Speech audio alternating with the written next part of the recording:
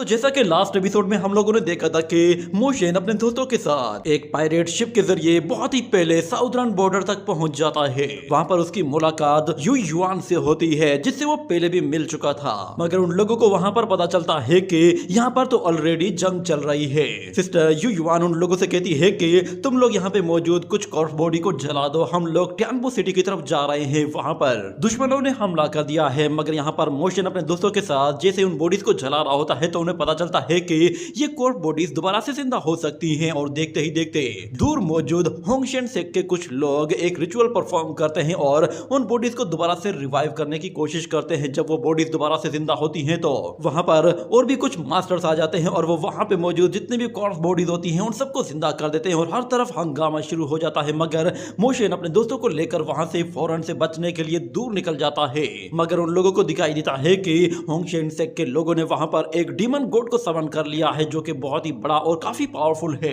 जिसके बाद मोशन अपने दोस्तों से कहता है कि हमें इन लोगों का सफाया करना होगा। मैंने कुछ लोगों को रिचुअल परफॉर्म करते हुए देखा है, वो लोग ही इस डीमन गॉड को यहाँ पर समन कर रहे हैं। क्या तुम लोग मेरे साथ उन्हें मारने के लिए चलोगे? तो वान युन कहता है कि अगर तुम जा सकते हो तो मैं भी जा सकता हूँ, मगर वो गंजा कहता है कि उन लोगों के पास तो डिवाइन एबिलिटीज हैं, हम उन्हें कैसे मारेंगे? तो यहाँ पर वान युन उन लोगों को बताता है कि आज से 1 साल पहले इंपीरियल मास्टर ने अपनी एक टीम बनाई थी और उन्होंने अपनी टीम के साथ मिलकर होंगशेन सेक पर हमला किया था और उन लोगों ने होंगशेन सेक की बहुत ही बुरी तरह से बैंड बजा कर रख दी थी।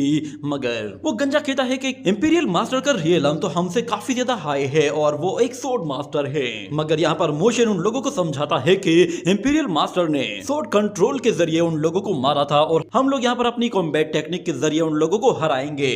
तो वान युन कहता है ठीक है, तो फिर मैं चलने के लिए तैयार हूँ। और सी युनशान भी कहती है कि तुम अकेडमी के सबसे सीनियर हो तो तुम्हें हम सब लोगों को लीड करना चाहिए। और यहाँ पर सिस्टर लांगनू कहती है कि डिवाइन एबिलिटी मास्टर्स को मारना ये सच में एक बहुत ही रिस्की काम है, मगर मैं ये जरूर करूंगी। और वो गंजा कहता है कि अगर मैं मरने के बाद हेल में नहीं जाऊंगा तो फिर मुझे उन लोगों से लड़ने में कोई प्रॉब्लम नहीं। मगर लांगनू उसे थप्पड़ मारते हुए कहती है कि तुम एक जेन मास्टर हो, आखिर तुम्हारे साथ हेल में कौन जाना चाहेगा? इतना कहने के बाद हमें दोबारा से उन 13 वॉरियर्स को दिखाया जाता है जो कि वहां पर डीमन गॉड को समन करने का रिचुअल परफॉर्म कर रहे होते हैं। उन लोगों को आइडिया ही नहीं था कि उन लोगों को मारने के लिए किसी ने कोई प्लानिंग बनाई हुई है। अचानक से वहां पर एक वॉरियर को कुछ हलचल महसूस होती है तो वो पीछे पलट कर देखता है, मगर वहां पर कोई भी नहीं होता। ये देखकर वो काफी सरप्राइज होता है, मगर देखते ही देखते वो व्हाइट फॉक्स और वो क्लीन ड्रैगन वहां से बाहर निकल आते हैं और आपस में लड़ना शुरू कर देते हैं। वो क्लीन ड्रैगन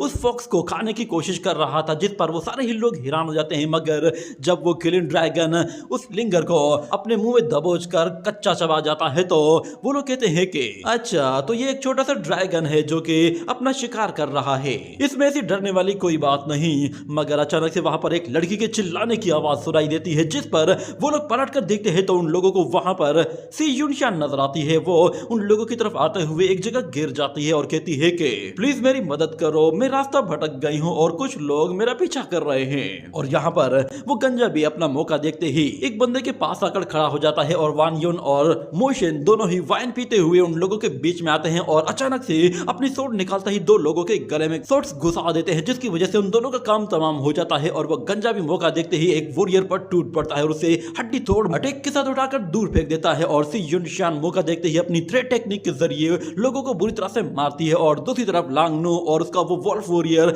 वो भी उन लोगों पर एक साथ ही टूट पड़ते हैं। जिसके बाद हमें दिखाया जाता है कि वो लोग पल भर में ही उन लोगों को सफाया करके रख देते हैं। उन लोगों को पता भी नहीं चलता कि उन लोगों को कैसे मार दिया गया, मगर अचानक से वहां पर कुछ और वॉरियर्स आ जाते हैं और कहते हैं कि अच्छा, तो तुम कुछ 5 रियलम के लोग हमारी डिवाइन एबिलिटीज का मुकाबला करना चाहते हो।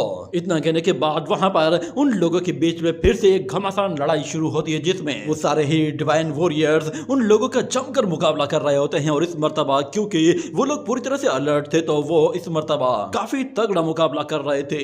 मगर एक मर्तबा वान युन को मौका मिल जाता है और वो मौका देखते ही अपनी सूट के साथ एक वॉरियर का गला काट देता है। और हम लोग लांगनू और उस वोल्फ वॉरियर को देखते हैं, वो दोनों ही एक डिवाइन वॉरियर के साथ फाइट कर रहे थे और उस पर दोनों तरफ से हमला कर रहे थे। मगर वो वॉरियर भी काफी तगड़ा होता है, जिसकी वजह से वो उन लोगों को काफी कड़ी टक्कर दे रहा था और यहाँ तक कि वो उन लोगों पर भारी पड़ने लगा था। जैसे ही वो वोल्फ वॉरियर पीछे हटता है और लांगनू आगे आती है तो उससे पहले ही वहां पर मोशन पहुंचकर उस वॉरियर को बीच में से ही काट कर रख देता है। ये देखकर वो लड़की बिल्कुल हैरान हो जाती है और देखती है कि उस पर मोशन ने पहले ही हमला करके उसे काट दिया है। इसी तरह मोशन अपने बुचर नाइफ के जरिए वहां मौजूद एक एक वॉरियर की तरफ आगे बढ़ता है और अपने दोस्तों की मदद करने के लिए वो अकेला ही फिर उन लोगों के साथ फाइट कर रहा होता है। जो वॉरियर उस पर हमला करते हैं वो उन्हें पलक झपकते ही मार डालता है। उसकी स्पीड का कोई भी मुकाबला नहीं कर पा रहा था। मगर दूसरी तरफ हम सी युनशान को देखते हैं। वो भी एक होली माइडान थी, तो इसीलिए वो भी काफी ताकतवर होती है और अपने थ्रेड्स के जरिए उन लोगों को बहुत ही बेरहमी से मार डालती है। डिवाइन वॉरियर्स का जो सीनियर होता है वो सबसे ज्यादा ताकतवर होता है और एक लाइटनिंग अटैक के जरिए वो सब लोगों को बहुत ही बुरी तरह से पुश करते हुए उन्हें हर्ट कर रहा होता है। मगर जैसे ही वो वॉरियर अपनी पावर को बढ़ाने की कोशिश करता है तो अचानक से उसके वो लाइटनिंग रिंग्स कहीं गायब हो जाते हैं, जिस पर वो हैरान हो जाता है। मगर वो रिंग्स उससे मोशन ने छीन लिए थे और वो उन्हीं रिंग्स को उसके मुंह पर दे मारता है, जिस पर वो वॉरियर अपना वेपन निकालने की कोशिश करता है तो मोशन उन लोगों का ट्रेजर फिर वही उसके मुंह पर खींच कर मारता है, जिसके बाद वो उस पर पंचेस की बौछार करता है और एक जोरदार किक मारते हुए बहुत ही ऊपर की तरफ उछाल फेंकता है। इतने में सी युनशान उसे थ्रेड्स के जरिए पकड़कर खींचती है और वो गंजा उसे एक जोरदार पंच मारते हुए फिर से ऊपर उछालता है और वान युन वो अपनी सोर्ड के साथ उस पर एक जोरदार अटैक करते ही उसकी बॉडी को बीच में से ही काटने की कोशिश करता है, जिसमें वो कामयाब हो जाता है और उस वॉरियर की बॉडी के 2 टुकड़े हो जाते हैं, जिसके साथ वहां पे मौजूद जितने भी 13 वॉरियर्स थे वो सारे के सारे मारे जाते हैं और वो डीमन गॉड अल्टर पूरी तरह से क्लियर हो जाता है। यहाँ पर वान युन को समझ में आ जाता है कि वो मोशन का मुकाबला नहीं कर सकता। उसकी कॉम्बैट स्किल्स वो उसके अपने कॉम्बैट स्किल्स से भी कई गुना ज्यादा ताकतवर है। मगर अचानक उन लोगों को कुछ शिप्स के सायरन की आवाज सुनाई देती है, जिस पर वो लोग हैरान हो जाते हैं। मगर वो गंजा ट्यान गुन कहता है कि लगता है शायद हमारी मदद करने के लिए लोग आए हैं। मगर मोशन उससे कहता है कि ये मदद हमारे लिए नहीं है बल्कि ये दुश्मनों की आर्मी है। अचानक उस शिप से एक आवाज आती है और वहां पर कोई शख्स चिल्लाते हुए कहता है कि जनरल शाओये को तुम लोगों से बहुत ज्यादा उम्मीदें थी कि होंगशेन से के लोग अपना काम पूरे वक्त पर कर देंगे, मगर तुम लोगों ने अपना काम ठीक तरह से नहीं किया है, इसीलिए तुम लोगों को फौरन से जनरल शाओये के सामने पेश होना है। अगर तुम लोग हमारी आवाज सुन रहे हो तो फौरन से हमारी आवाज का जवाब दो। ये सुनकर वो गंजा कहता है कि हम लोग तो पूरी तरह से दुश्मनों से घिरे हुए हैं, लगता है हम लोग यहाँ से नहीं निकल पाएंगे। वो लोग मोशन से कहते हैं क्या तुम्हारे पास कोई आइडिया है कि हम लोग कैसे खुद को बचाएंगे? तो मोशन कहता है ऐसा करो कि होंगशेन से के लोगों का लिबास पहन लो। ये सुनकर वो गंजा हैरान हो जाता है, मगर उनके पास और कोई ऑप्शन होता ही नहीं है। दूसरी तरफ हमें दिखाया जाता है कि सिस्टर चूयू वो देख रही होती है कि वो डीमन गॉड हर तरफ तबाही मचा रहा है और दूसरी तरफ जनरल शाओये के सामने उन डिसाइपल्स को पेश किया जाता है जो कि सेकंड डीमन गॉड को समन करने वाले थे।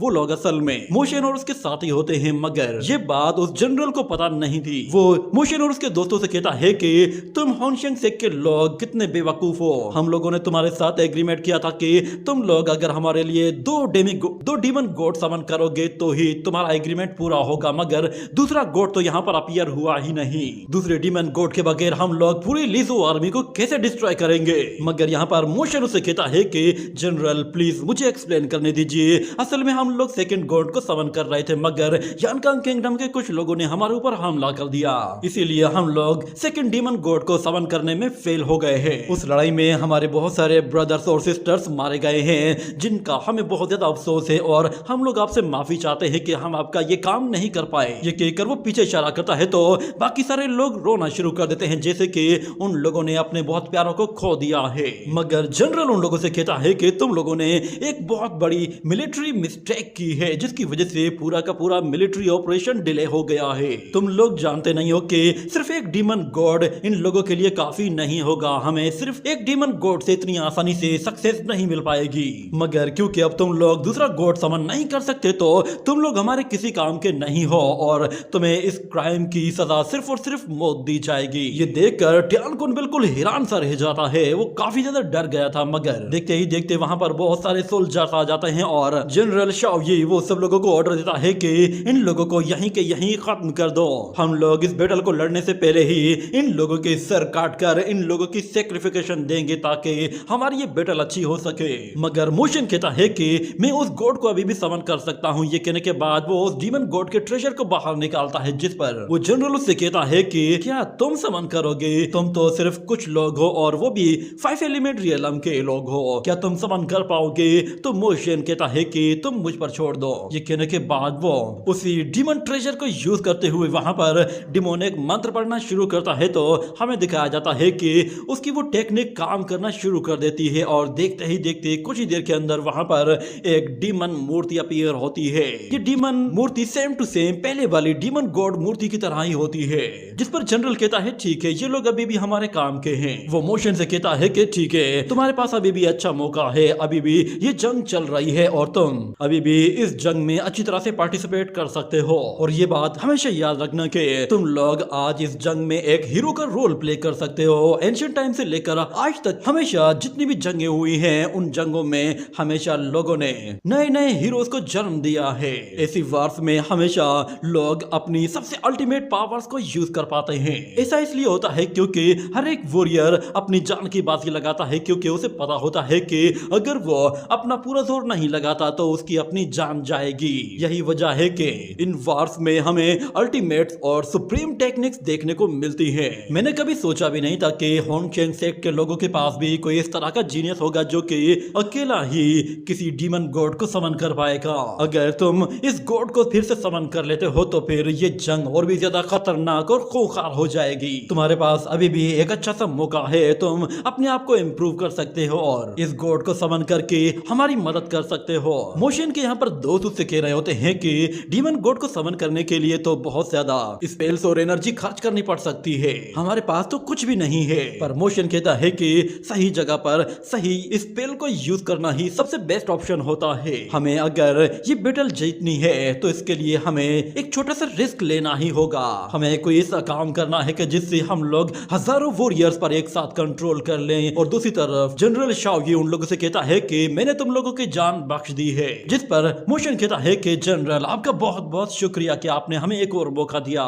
इतना कहने के बाद अचानक से वहां पर कोई और शख्स अपीयर होता है और वहां हमें दिखाया जाता है वही स्नेक प्रिंस अपीयर होता है। और वो आते हुए कहता है कि अरे वाह, यहाँ पे तो एक और महफिल सजी हुई है। वो वहां पर आते ही सबसे पहले मोशन की तरफ अट्रैक्ट होता है और कहता है कि मुझे ये लड़का कुछ जाना पहचाना क्यों लग रहा है। वो मोशन से कहता है कि क्या हम लोग पहले मिले हैं? तो फिर मोशन कहता है कि मैं आप लोगों के ड्रैगन गेट में बहुत टाइम पहले अपने मास्टर के साथ आया था, मुझे नहीं पता था कि आप मुझे इतने लंबे टाइम के बाद भी पहचान पाएंगे।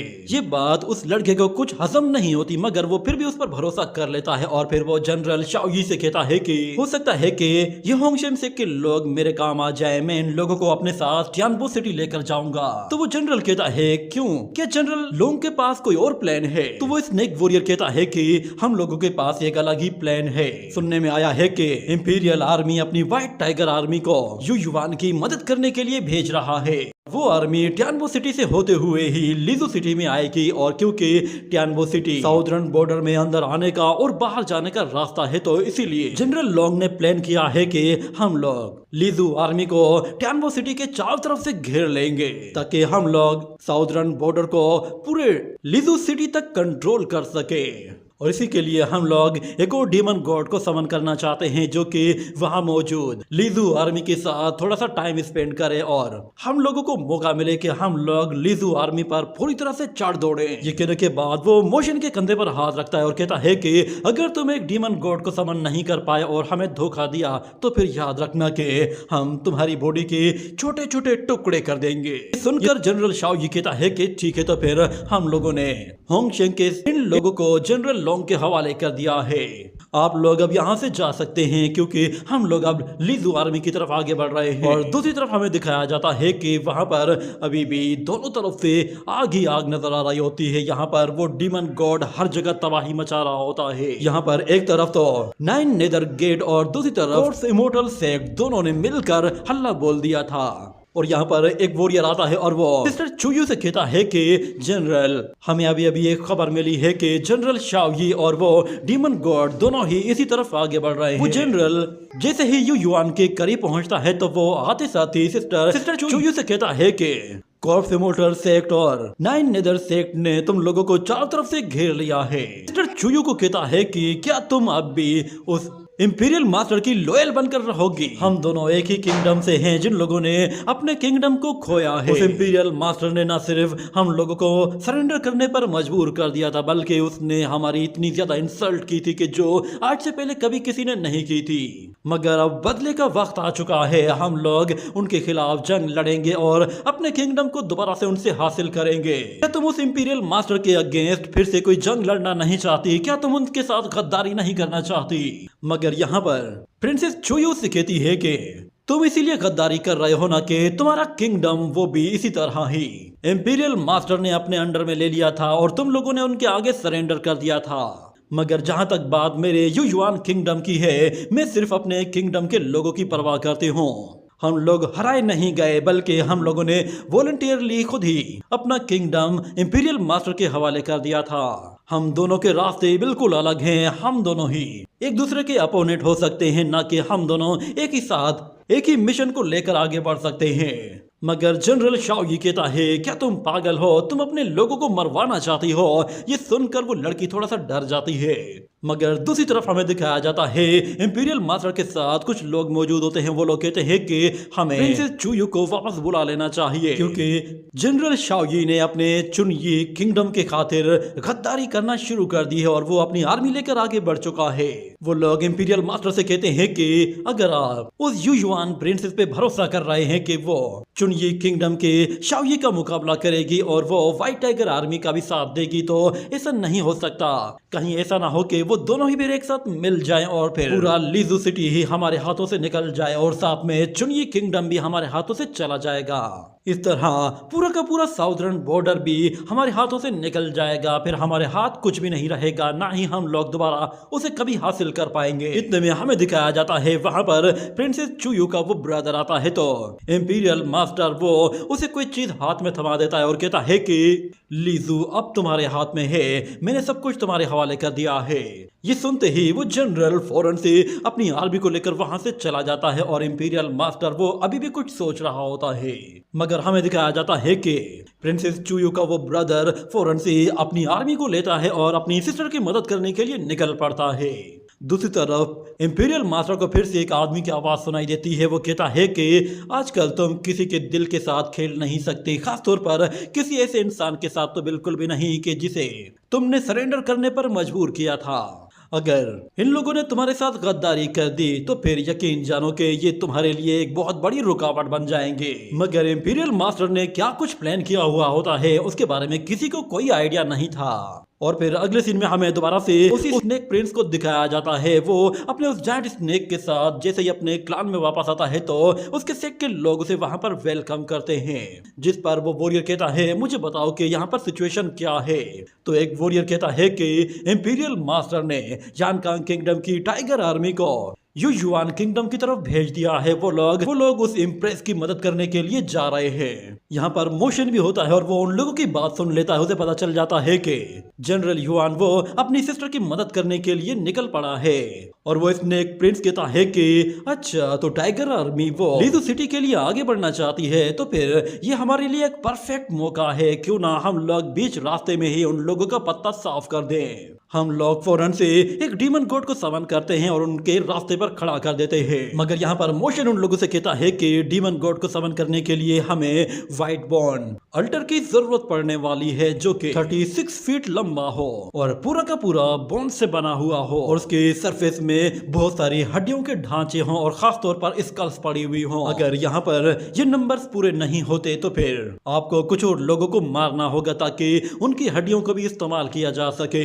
एक भी हड्डी अगर कम पड़ जाती है तो शायद ये प्रोसेस कंप्लीट नहीं होगा। मगर यहाँ पर वो प्रिंस कहता है कि ठीक है, तो अल्टर तुम्हारे हवाले कर दिया जाएगा, इसलिए हमें डिसअपॉइंट मत करना। तो मोशन कहता है कि हम लोग एक सीक्रेट टेक्निक परफॉर्म करेंगे, तो इसीलिए प्लीज कोई भी हमें डिस्टर्ब ना करे। ये सुनने के बाद वो प्रिंस उन लोगों से कहता है कि ठीक है, तो फिर तुम लोग जाओ। और साथ में वो अपने कुछ वॉरियर से कह देता है कि इन लोगों पर नजर रखना। इतना कहते ही वो लोग जैसे ही उस अल्टर की तरफ जाते हैं तो वहां पर उन लोगों के साथ साथ उस प्रिंस ने अपने कुछ लोगों को भी भेज दिया था। मगर अंदर आने के बाद यहाँ पर वो लोग थोड़ी देर के लिए थोड़ा सुकून का सांस लेते हैं और अंदर आते ही वो गंजा कहता है कि मैंने सुना है कि ये यंग प्रिंस बहुत ही ज्यादा खूंखार और खतरनाक है, ये तो लोगों के खून का प्यासा है। क्या ये बात वाकई में सच है कि ये लड़का मर्दों में कुछ ज्यादा इंटरेस्टेड है? मगर लिंगर फौरन आती है और कहती है कि तुम्हें वैसे भी डरने की कोई जरूरत नहीं, वो तुम्हारे जैसे मर्दों में बिल्कुल भी इंटरेस्टेड नहीं है। मगर मोशन फौरन से अपना मास्क उतारता है और वो अपनी डिवाइन आइज के जरिए देखता है कि वो लोग वहां पर डिवाइन ड्रैगन डान के अंदर आ गए हैं, जहां पर बहुत सारी ड्रैगन बोन्स पड़ी हुई है। और उसके साथ साथ वो लोग वहां पर उस डीमन अल्टर को भी देखते हैं। और वानियन कहता है कि प्लीज मुझे बताओ कि आगे करना क्या है। तो मोशन कहता है कि हमारे पास सिर्फ एक ही ऑप्शन है कि हमें डीमन गॉड को यहाँ पर बुलाने के लिए डीमन रिचुअल परफॉर्म करना होगा। मगर ये लोग यहाँ पर मोशन से कहते हैं कि हम लोगों को कैसे पता होगा कि होंगशेंग सेक के लोग वो डीमन गॉड्स को किस तरह समन करते हैं, ना ही हमें रिचुअल परफॉर्म करना आता है। पर मोशन कहता है कि तुम लोग बेफिक्र हो जाओ, सब कुछ मैं करूंगा। ये सुनकर वो लोग हैरान हो जाते हैं कि मोशन ये सब कुछ कैसे जानता है। पर मोशन कहता है चाहे यहाँ पर कुछ भी हो जाए, बस तुम लोग मेरे सिग्नल का इंतजार करना। यहाँ पर हमें दिखाया जाता है कि सिस्टर चुयू को बताया जाता है कि उन लोगों की साउदर्न चेक पोस्ट को पूरी तरह से डिस्ट्रॉय कर दिया गया है और 9 नेदर गेट पूरी तरह से वहां पर कंट्रोल ले चुका है। और दूसरी तरफ कॉर्प इमोर्टल सेक्ट ने भी हमला कर दिया है और वो लोग नॉर्थ की तरफ अपना कंट्रोल ले चुके हैं। यहाँ पर वो डीमन गॉड अभी भी उन लोगों पर हमला किए जा रहा होता है और उनके शील्ड को तोड़ने के लिए अपना पूरा जोर लगा रहा था। यहाँ पर वो वॉरियर सिस्टर चुयू को बता रहा होता है कि जनरल शाओ जी वो बहुत जल्द यहाँ पर पहुंचने वाला है और हो सकता है कि वो लोग इस डीमन गॉड के साथ मिलकर हम लोगों पर हमला करें। अगर ये सब लोग एक साथ ही आकर हमला करते हैं तो हमें नहीं लगता कि हम लोग इन सबको एक साथ होल्ड कर पाएंगे। इतने में वो डीमन गॉड उन लोगों का वो बैरियर तोड़ देता है, जिसकी वजह से वहां मौजूद काफी ज्यादा तबाही होती है और बहुत ज्यादा पानी अंदर घुस आता है। उसके साथ साथ डीमन गॉड उन लोगों के ऊपर आग बरसा रहा होता है। वो लोग उसे रोकने की जितनी भी कोशिश करते हैं मगर वो लोग उसे नहीं रोक पाते, क्योंकि वो डीमन गॉड काफी ज्यादा ताकतवर होता है। उस पर किसी भी वेपन का कोई भी असर नहीं हो रहा था। मगर देखते ही देखते अचानक वहां पर कोई शख्स सन टेक्निक को यूज करते हुए उस डीमन गॉड को मारने की कोशिश करता है, जिस पर सिस्टर चुयू कहती है कि ये क्या, लगता है मेरा ब्रदर आ गया है। वो फौरन से आर्मी को ऑर्डर देते हुए कहती है कि सब लोग जल्दी से व्हाइट टाइगर आर्मी को सपोर्ट करने के लिए तैयार हो जाओ। और यहाँ पर जनरल शाओयू को पता चल जाता है कि व्हाइट टाइगर आर्मी पहुंच चुकी है। और दूसरी तरफ से चुयू ने भी अपनी आर्मी को व्हाइट टाइगर आर्मी के साथ असेंबल कर दिया है। यहाँ पर व्हाइट टाइगर आर्मी का जनरल वो फौरन से नॉर्थ ईस्ट कॉर्नर की तरफ से आकर हमला कर रहा होता है। ये देखकर जनरल शाओयू कहता है कि अच्छा, तो ये बहन भाई उस इंपीरियल मास्टर के पालतू कुत्ते बन गए हैं। मगर यहाँ पर कुछ और लोग आते हैं और वो आते ही जनरल शाओयू से कहते हैं कि हमारे होंगशेंग सेक के एल्डर्स ने आप लोगों से एक रिक्वेस्ट की है। उन्होंने कहा है कि हम लोगों ने अपना हाफ मिशन कंप्लीट कर लिया है, मगर एक डीमन गॉड को समन करने के बाद जब हम लोग दूसरे डीमन गॉड को समन कर रहे थे तो हमारे लोगों पर जानकांग किंगडम के कुछ लोगों ने हमला कर दिया। और उस वक्त उन लोगों ने हमारे लोगों को न सिर्फ मारा है बल्कि उनके तिलिस्मान को भी चुरा लिया है। इसके लिए हम लोग आपसे माफी चाहते हैं कि हम लोग अब डीमन गॉड को समन नहीं कर सकते। आप लोग प्लीज हमारा बदला जरूर लीजिएगा। इतने में उस जनरल को याद आता है कि जो लोग यहाँ पर पहले आए हुए थे वो लोग होंगशेंग सेक के लोग नहीं थे, बल्कि वो लोग जानकांग किंगडम के ही लोग थे। वो फौरन से अपनी आर्मी से कहता है कि जल्दी करो, टियानबो सिटी की तरफ मूव करो। और दूसरी तरफ हमें दिखाया जाता है सी युनशियान वो मोशन से कह रही होती है कि होंगशेंग सेक के लोगों ने तो इस रिचुअल को परफॉर्म करने के लिए 13 डिवाइन स्किल्स मास्टर्स को भेजा था, तुम अकेले ये डिवाइन रिचुअल कैसे परफॉर्म करोगे? तो मोशन कहता है तुम लोग बेफिक्र हो जाओ। ये कहने के साथ वो फौरन से वही एनेस्थेटिक मेडिसिन उन लोगों को देता है और कहता है कि इसके अंदर एनेस्थेटिक एसेंस है, जब मैं कहूँ तब इसे ओपन कर देना ताकि तुम लोगों का काम आसान हो जाए। वहाँ पर अभी भी बहुत सारे लोग होते हैं जो कि उन लोगों की निगरानी कर रहे थे कि कहीं ये लोग कुछ गलत काम ना करें। मगर मोशन वो जैसे ही उस रिचुअल को परफॉर्म करने के लिए अल्टर के पास जाता है तो उसे पता होता है कि अब आगे क्या करना है। वो फौरन से अपने सारे साथियों से कहता है कि तुम लोग मेरी मूवमेंट को फॉलो करो, जैसे कि तुम लोग मेरे साथ इस रिचुअल को परफॉर्म कर रहे हो। ये कहने के बाद वो फौरन से उसी डीमन गॉड ट्रेजर के साथ साथ उस रिचुअल को परफॉर्म करना शुरू करता है और जैसे ही वो डिमोनिक मंत्र पढ़ता है तो पीछे सारे ही लोग उसके साथ वही मंत्र पढ़ना शुरू करते हैं और देखते ही देखते वो लोग उस डीमन मंत्र को पूरी तरह से एक्टिवेट कर देते हैं। तो वो डिवाइन ट्रेजर फौरन से एक्टिवेट होने के साथ बाकी के ट्रेजर्स को भी एक्टिवेट कर देता है और हमें दिखाया जाता है कि उन लोगों का रिचुअल अब बिल्कुल काम करना शुरू कर चुका था और देखते ही देखते वो लोग उस डीमन गॉड को समन करने का प्रोसेस शुरू कर चुके थे। इतने में अचानक वहां पर उस स्नेक वॉरियर के पास कुछ लोग आते हैं और वो कहते हैं कि यहाँ पर होंगशेन सेक के जो लोग आए हुए हैं वो बहरूपिये हैं, वो यानकांग किंगडम के लोग हैं। ये सुनते ही वो स्नेक वॉरियर फौरन से अपने लोगों को कहता है कि जल्दी से उन लोगों को जाकर रोको। ये कहने के साथ ही ये एपिसोड यहीं पर ही एंड हो जाता है।